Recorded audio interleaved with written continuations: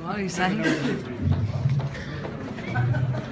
This comes right from the top. The judge is the monkey, and Eric Pickles is the organ grinder. Eric Pickles sent in Price Waterhouse. Eric Pickles sent this to the commissioner, sent this to the judge. Eric Pickles is the person that, since this judgment, has removed every single last remaining power from Tower Hamlets Council and appointed a senior Met police officer and another commissioner who believes that every university in this country should be privatised. They're the people that Eric Pickles has sent to run this council, to run this borough, and it won't stand. It will not stand. Because Eric Pickles has zero credibility lecturing anybody about corruption. Because there isn't a single person in this borough that has spent £500,000, £500,000 just on riding around in limousines. But that's what Eric Pickles has done. So I say, if we're going to root out the corruption, let's start from the top. Let's replace Eric Pickles. Let's have him up in front of a judge, because that's where he deserves to be.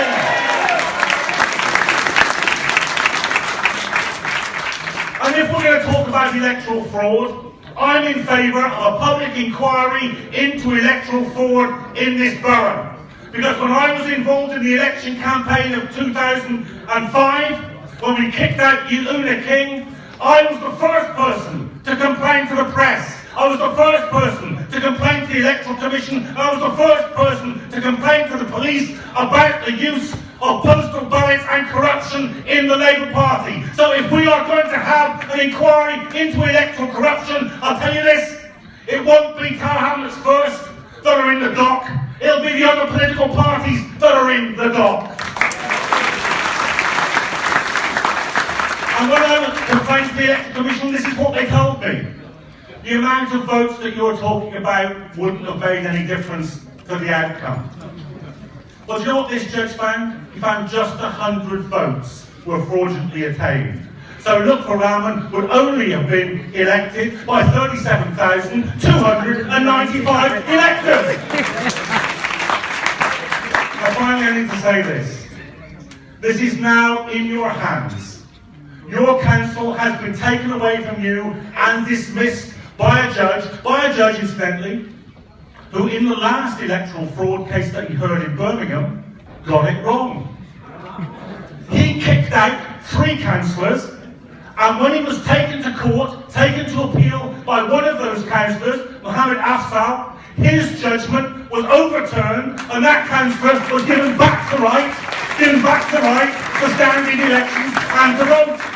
What on earth were they doing, appointing a judge who had already made a mistake in an electoral hearing to hear this case? What were they doing? So what we have to do is this.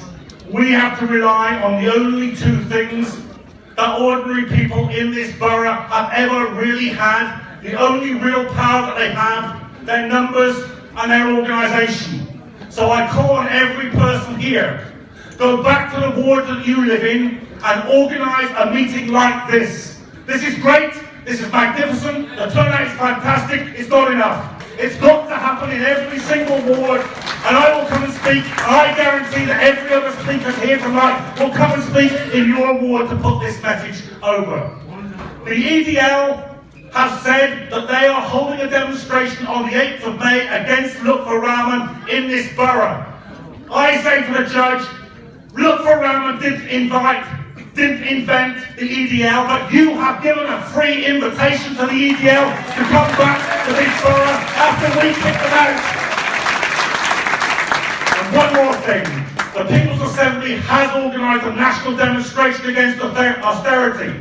It's starting at the Bank of England.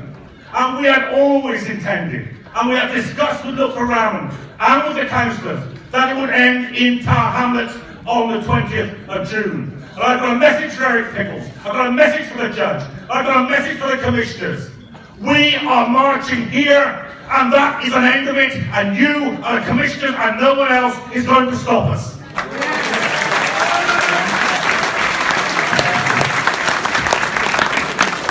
Thank you, John. Just before I